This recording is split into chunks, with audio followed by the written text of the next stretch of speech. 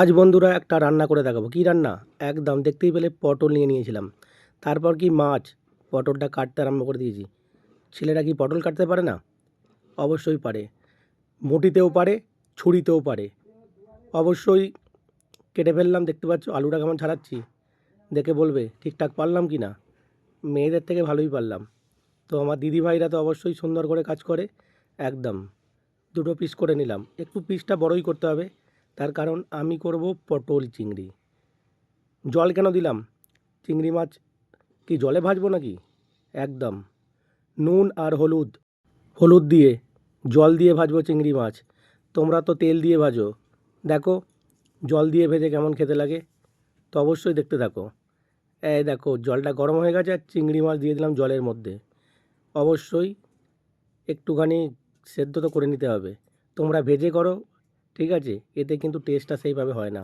সেই জন্যে আজকে তোমাদের দেখাবো একটা সুন্দর পদ্ধতি। সেদ্ধ করা হয়ে গেছে এবং জলটা সমেত আমি এখানে নামিয়ে রেখে দিলাম। কী ভাবছো? মাথাটা মনে হচ্ছে আমার খারাপ হয়ে গেছে। দেখতে পাচ্ছ পটল, আলু, টমেটম, লঙ্কা আর পেঁয়াজ কেটে রেখেছিলাম। আলুটা ভেজে নিলাম, দেখতেই পাচ্ছ খুব সুন্দর করে ভাজা হয়ে গেছে। এবার আলুটা আমি তুলে নিলাম। আলুটা তোলা কমপ্লিট। এবার পটলগুলো দিয়ে দিলাম তেলের মধ্যে।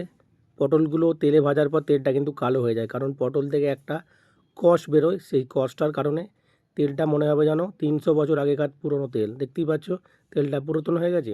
তো অবশ্যই এবার পটলগুলোকে আমি ভালো করে ভেজে নিয়েছি, দিয়ে আমি তুলে নিলাম পটলগুলোকে। পটলগুলো তোলা মোটামুটি সব কমপ্লিট হয়ে গেল। এবার আমি কি করব? আর কিছু কাজ নেই। এবার আমার বউকে দিয়ে দিয়েছিলাম একটু মশলা বাটতে। আদা, গোটা জিরে আর শুকনো লঙ্কা একদম সে বেটে ফেলেছে শিলনোড়াতে, কমপ্লিট বাটা। এরপরে আমি গুঁড়ো মশলা নিয়ে নিলাম। গুঁড়ো মশলাটা দেখতেই পাচ্ছ কী কী আছে: হলুদ, জিরে, ধনে, কাশ্মীরি লঙ্কা, নর্মাল লঙ্কা, ঝাল লঙ্কা যেটা আছে, এলাচ, লবঙ্গ, চিনি, একটু নুন আর তেজপাতা। অবশ্যই এখানে দেখতে পাচ্ছ তেলটা গরম হয়ে গেছে আর আমি দিয়ে দিলাম এখানে গোটা জিরে, একটা শুকনো লঙ্কা দিয়ে দিলাম, তার সঙ্গে দুটো তেজপাতা। এটা মোটামুটি গরম হয়ে, এলাচ, লবঙ্গ আর দারচিনি তেলের মধ্যে দিয়ে দিলাম। তেলটা মোটামুটি একটু ভালো গরম হয়ে গেছে। এবার কেটে রাখা পেঁয়াজটা দিয়ে দিলাম। কেটে রাখা পেঁয়াজটা দেওয়ার পর একটু ভালো করে নেড়ে নেব। নেড়ে নিয়ে অপেক্ষা করব যতক্ষণ না পেঁয়াজটার কালার অনেকটা বাদামি হচ্ছে, কারণ পেঁয়াজটা বাদামি হলেই তারপর থেকে তেলটা ছাড়তে আরম্ভ করবে। তেলটা ভাসবে, তবেই বোঝা যাবে যে পেঁয়াজটা ভাজা হয়ে গেছে। তো ব্যাচেলার ছেলেরা যারা আছে ওরা তো আর দেখে না কতটা ভাজা হয়েছে, পেঁয়াজ দিয়ে দিয়েছে মোটামুটি দেখে একটা করে দিল, খেলেই হলো। কিন্তু ভালো করে খাওয়ার জন্যে ভালো করে রান্না করতে হবে। আর আমার রান্নাটা একটুখানি বিয়েবাড়ির স্টাইলের হয়, কারণ আমি সুন্দরভাবে করার চেষ্টা করি। দেখতেই পাচ্ছ রসুন বাটা ছিল, রসুনটা নিয়ে নিয়েছি। একটা গোটা, দুটো রসুন বাটা ছিল, আমি একটা মতন এতে নিয়ে নিলাম, ঠিক আছে। আর এখানে আদার যে পেস্টটা বানানো ছিল সেটা আমি এখানে দিয়ে দিলাম। এবার ভালো করে কষিয়ে নিলাম। দেখতেই পাচ্ছ এখানে তেলের মধ্যে, এবার তেলের মধ্যে এটা অনেকক্ষণ ধরে কষাতে টাইম লাগবে। মশলাটা যতক্ষণ না তেল বেরোচ্ছে, ঠিক আছে, অবশ্যই এইভাবেই কষাতে হবে। দেখতে পাচ্ছ ওখানে যতগুলো যা কিছু ছিল মশলাটা, ঠিক আছে, গুঁড়ো মশলা আমি সবটাই একবারে দিয়ে দিলাম। এটা একবারে দেওয়ার নিয়ম নয়, কিন্তু কি করব, ওখানে একটা একটা করে নামাতে গেলে সব হরাস করে পড়ে যাবে। এই জন্য যা আছে সব আমি ঢেলে দিয়েছি। চিন্তা ভাবনা নেই, সবই যাবে পেটের মধ্যে, ওই জন্যে অসুবিধা নেই। একটু পরে পরে দিতে হতো সবগুলো, কোনো ব্যাপার না, ওটাতেও অসুবিধা হবে না। আর দেখতে পাচ্ছ এখানে আমি টমেটম কেটে রাখা ছিল, টমেটমটা দিয়ে দিয়েছি, কারণ একসঙ্গেই কষে নেব। টমেটমটাও একটু পরে দেওয়ার দরকার ছিল, কিন্তু না, আমি দিয়ে দেবো একবারে। কষতে যখন হবে এত টাইম দিয়ে রান্না করা যাবে না। আর এই যে জলটা রয়েছে দেখতে পাচ্ছ, এই জলটা যেটা আছে ফোটানো, এই জলটা এখন আমি ইউজ করে দিলাম এখানে, কারণ এটার মধ্যে হলুদ আছে, না হলে পরে দিলে এটা হলুদ গন্ধ ছাড়বে। সেই জন্যে এটাকে আমি এখনই ইউজ করে দিলাম।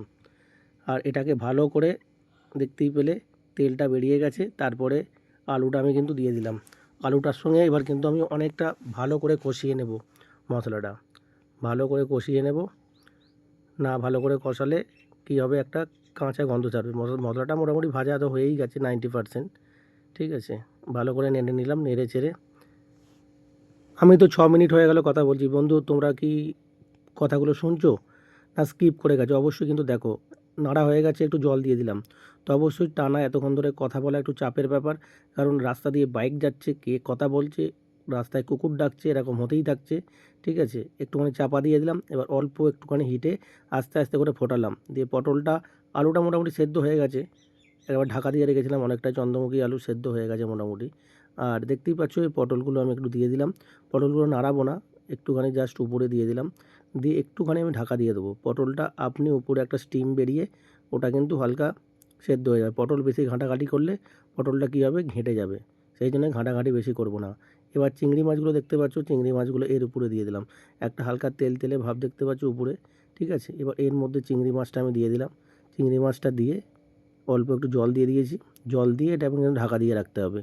জল দিয়ে এটা ঢাকা দিয়ে রাখবো, আর হিটটা অল্প রেখে দেবো। দিয়ে মিনিট 10-15 ফুটিয়ে একটু নুন দিয়ে দিলাম স্বাদ মতন, তাহলেই কিন্তু রান্নাটা রেডি হয়ে যাবে। দেখতে পাচ্ছ রান্নাটা রেডি হয়ে গেছে, আর কতটা সুন্দর রান্নাটা হয়েছে দেখতে পাচ্ছ। উপরে একটা হালকা তেলের আস্তরণ হালকা। ঠিক আছে, আর রান্নাটা আলুটা দেখেছো খুব সুন্দর গলেছে, আর খেতেও কিন্তু অনেক টেস্ট হয়। তোমরা একবার করে দেখো, যদি না ভালো লাগে তারপরে আমায় বলবে, কারণ এই ধরনের রান্না বিয়ে বাড়িতেই করা হয়। ধন্যবাদ সব।